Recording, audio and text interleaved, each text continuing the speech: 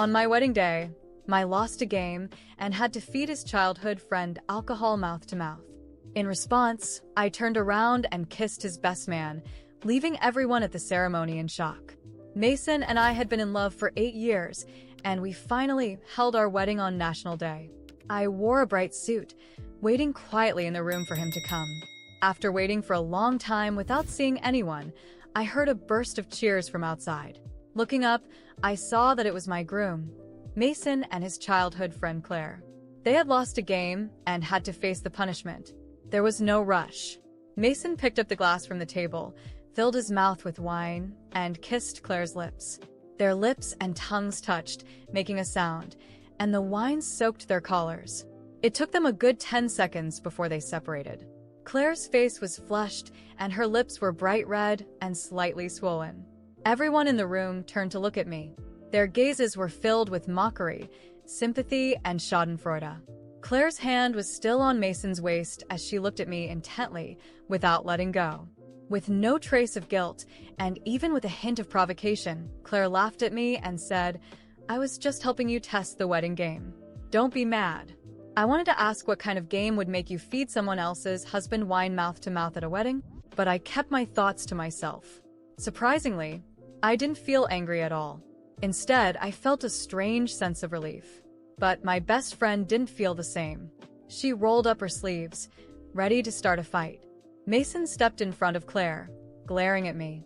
"Audrey, if your friend dares to touch Claire today, this wedding is off." I nodded. I pulled my friend back and motioned for them to continue with the game. Seeing me silent, Mason assumed I was angry. "Can you stop being so jealous? How many times have I told you? Claire is just like a sister to me." His tone was full of frustration. I gave him a lazy smile and replied, "I'm not mad. You guys go ahead with the game. We'll wait in the room." Faced with my calm response, he had nothing more to say and sat down to continue playing truth or dare with his buddies. Soon, Mason lost again, and he chose truth.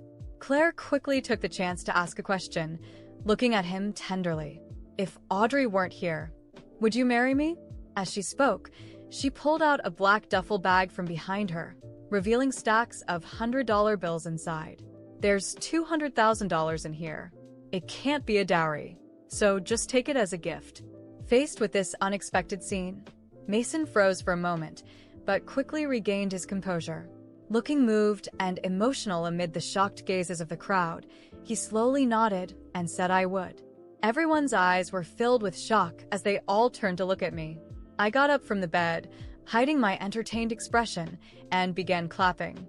"Let's congratulate this couple for finally getting together. May you have many children." I said it sincerely, but everyone thought I was furious. Mason frowned and spoke up, clearly unhappy. "Audrey, how many times have I told you? It's just a stupid game. What's with this nonsense? Are you crazy? It's our wedding day. What do you mean by saying that? Are you trying to call off the wedding?" Listening to his accusations, I couldn't help but find it all amusing. Who exactly doesn't want to get married? He spoke again. "We're not even married yet, and your possessiveness is already out of control. I hate being tied down. You better change this nasty habit today." Saying that, he slammed the door. "You should stay in here. Narrow-minded and jealous as you are, we can't enjoy ourselves with you around." Claire looked smug as she provocatively held onto Mason's arm. "Don't worry. You stay here. We'll call you when the game's over." On my wedding day, my husband shut me out. I was forced to watch him act all intimate with another woman while the guests gossiped, holding their envelopes. Just thinking about it made me feel pathetic and ridiculous. But everyone else seemed to think it was completely normal. They weren't surprised by Mason and Claire's flirting. In fact, they acted like my role as the clown in all of this was perfectly natural. In the past, I would have flipped the table and screamed at everyone. It would have ended in an ugly argument. Mason would say that he and Claire were just friends, and I was the one with dirty thoughts. He would be disappointed in me, claiming I was ruining everything and didn't trust him. No matter what I said, he would give me the silent treatment and even meet up with Claire on purpose, just to make me jealous until I finally begged for forgiveness like a dog. Only then would he interrogate me, making me admit I was possessive to the point of being irrational and that I needed to trust him unconditionally. Over the years, through constant manipulation, I had turned into a lunatic who followed Mason's every word. Even on our wedding day, I still found myself instinctively questioning whether I was overthinking things. But deep down, I knew it was them who were in the wrong. The door closed, cutting off the view, and only the noise of laughter and chaos from outside could be heard. I leaned against the window, watching the lively scene below. My friends followed behind, fuming with anger. This is just too much. If this wedding doesn't happen, who cares anyway? But any more words were quickly swallowed as they glanced at my expression and chose not to continue. Everyone thought this wedding wasn't Mason's idea, but something I had begged for. Not long ago, Mason said he wanted to marry me, and I agreed. I had naively believed that after 8 years of waiting, I was finally going to get my happy ending. But today's events were like cold water waking me up. My best friend, Sophie, who had spoken up for me earlier, was frustrated beyond words. "You've been humiliated like this, and you still want to marry him?" I looked at Sophie and said, "Then I won't." As I spoke, I started taking off the golden hairpins and jewelry. Sophie was startled and quickly stopped me. "Are you crazy?" But what I did next really shocked everyone there. I looked in the mirror, pulling out the golden pins that held my hair, one by one. With every accessory that dropped onto the vanity, I felt like I was shedding not only the weight of the hairstyle, but also years of humiliation and manipulation. Sophie stood by my side, holding my arm, looking at me as if I'd lost my mind. But for the first time in a long while, I was completely clear-headed. "Audrey, you don't have to do this." "Not like this," she whispered, her voice filled with concern. I looked at her but said nothing. There was a deep, unfamiliar silence inside me. The anger that would usually explode in a moment like this was now contained, cold, and calculated. I knew exactly what I needed to do.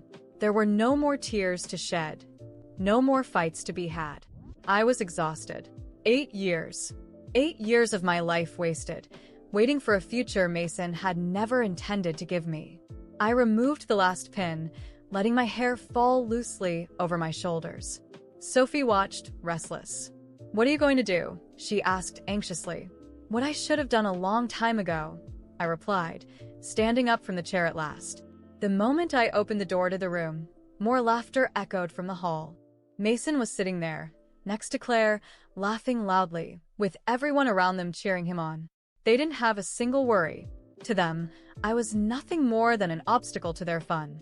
The woman he had promised to love, honor, and cherish was just an insignificant detail in Mason's grand spectacle of life.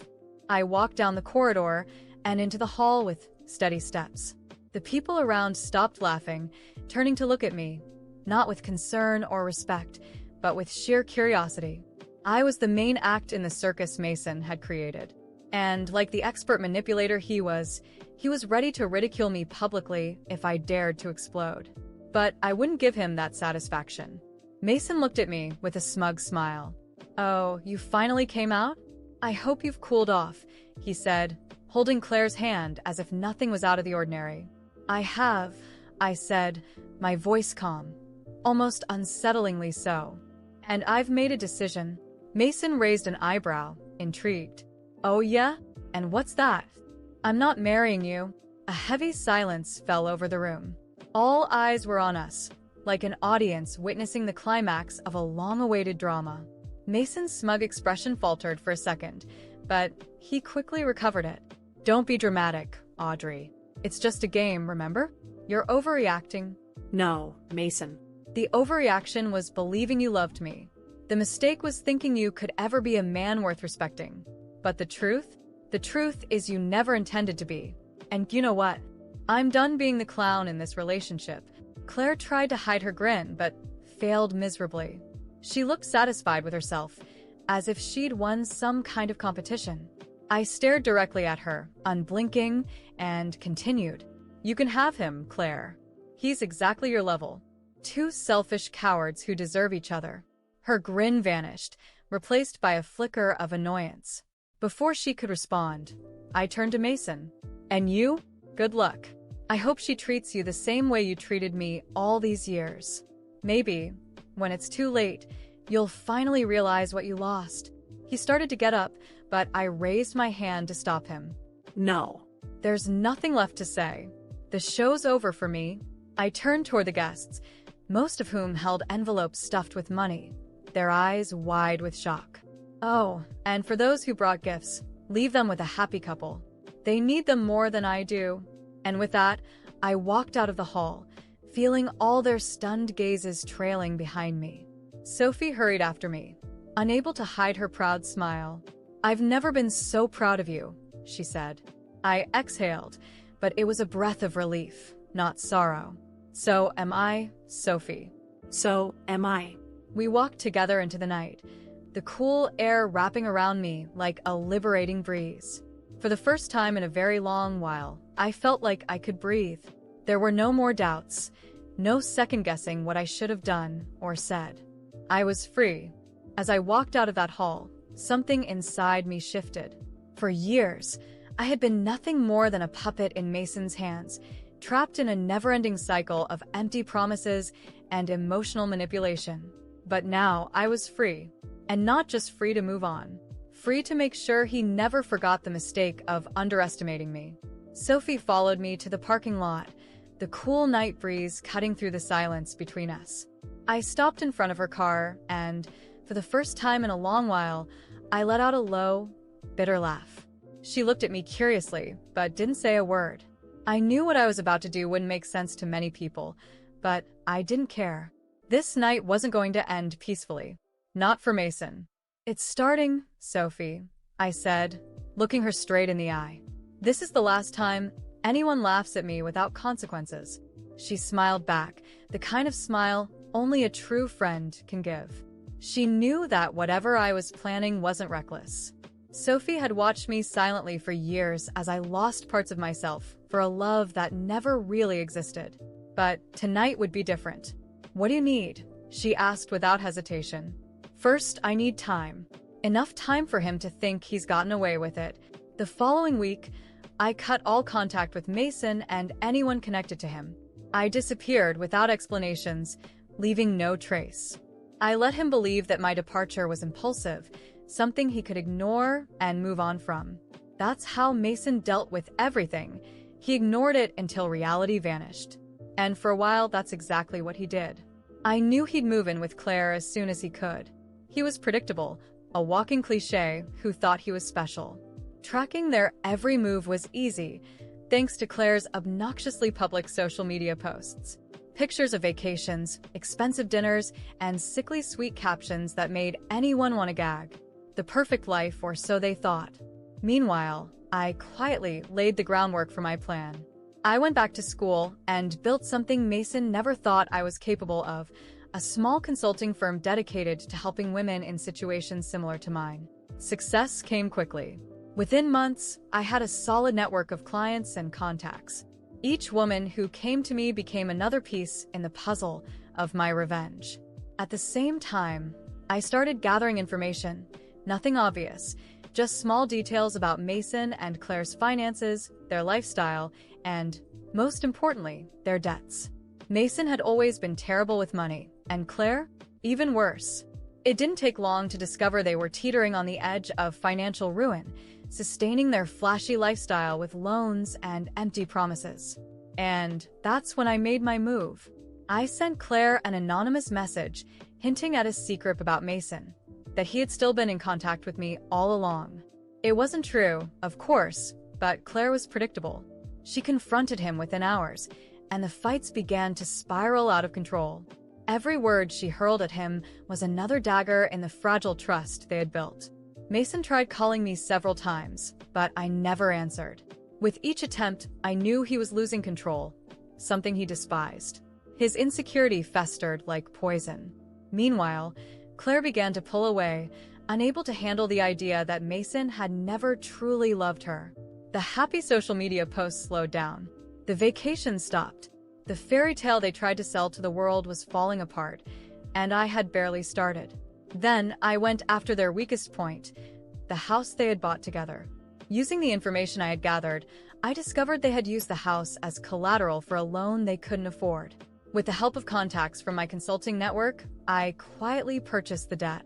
Legally, the house was now mine. The morning Mason and Claire received the eviction notice, I imagined the panic on their faces. Claire would beg for a solution, and Mason, stubborn and proud, would refuse help from anyone, exactly as I had planned. Then I made my entrance. I waited until they were at their breaking point before arranging a meeting with Mason. I chose a small, quiet cafe, and when he arrived, he looked worn down and defeated. For the first time in years, he no longer carried the arrogance that had once defined him. "Audrey," he began, frustration heavy in his voice. "Please, we need to talk. This has gone too far." I smiled, a cold, distant smile, and stared him down. No, Mason. "It's gone just far enough." He looked at me, confusion flickering across his face as he tried to understand how I had flipped the game on him. It was a look I had waited years to see. "Why are you doing this?" he asked, as if he were the victim in all of this. "Because for years, you made me your joke. You turned me into a toy for your amusement. And now, I've decided it's my turn to play." He opened his mouth to respond, but I raised a hand to silence him. "Oh, and by the way, Claire already called me. she's done. She's leaving you." Mason paled. He knew he had lost, not just the house, but the only person foolish enough to tolerate his lies and manipulation. "What do you want?" he asked quietly. I leaned in closer, keeping my gaze locked on his. "I want you to feel exactly what I felt all these years. Insignificant and alone." With that, I left him sitting there, drowning in his own misery. There was nothing more to say. My revenge was complete. And the best part? I didn't need him, or anything he thought I wanted. I had my freedom, my success, and, finally, the peace he could never take from me. As I stepped out of the cafe and felt the cool air on my face, a genuine smile spread across my lips. Mason was the past. And as for me? I was just the beginning of my own future. After that meeting with Mason, something inside me changed for good. It wasn't just the feeling of victory over someone who hurt me, it was something deeper. For the first time in years, I felt light, as if I had finally let go of an anchor that had been dragging me down. The revenge was complete, but more importantly, I was at peace. From that moment on, my life only got better. I redirected all the energy I had wasted on Mason into myself and my projects. My consulting business grew faster than I could have ever imagined. Every woman I helped rebuild her life was like another brick in the foundation of a new version of me, strong, free, and fulfilled. Soon I expanded my business. I opened branches in other cities and built a team of people who shared my vision. In less than 2 years, my company became a well-known name in the field of women's empowerment and support. I was invited to speak at conferences, events, and interviews, and before I knew it, I had become a respected public figure. Life also surprised me in ways I never expected. I met new people, friends who genuinely cared about me, not for what they could take from me, but for who I was. And one day, unexpectedly, I met someone special. It wasn't the kind of love that burns and consumes, like what I thought I had with Mason. It was calm, secure, and mutual, something I had never experienced before. Personally, I decided to enjoy the little things in life. I traveled to places I had always wanted to visit, allowed myself to live new experiences, and rediscovered who I was without external pressure. I took courses I never thought I'd take, pursued hobbies I had been curious about but had never explored out of fear of being ridiculous. Today, my life is a sequence of small joys and significant accomplishments. As for Mason, he got lost along the way. With Claire out of his life and without the financial support he had always taken for granted, he sank into debt and loneliness. I heard rumors that he tried to regain the lifestyle he used to flaunt, but no one was willing to help him anymore. The people who used to surround him vanished, and over time, he became a shadow of the man he once thought he was. People sometimes ask me if I feel sorry for him. Honestly, I don't. I don't wish Mason harm. My revenge was never about destroying him completely. It was about setting myself free. And that's exactly what I did. He no longer occupies space in my mind or my heart. He's a closed chapter, a lesson learned. When I look back on the past, I don't feel sadness or regret. In fact, I feel grateful.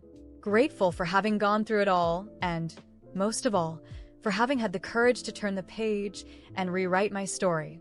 Today, my life is exactly as it should be. And the most important thing? It's mine.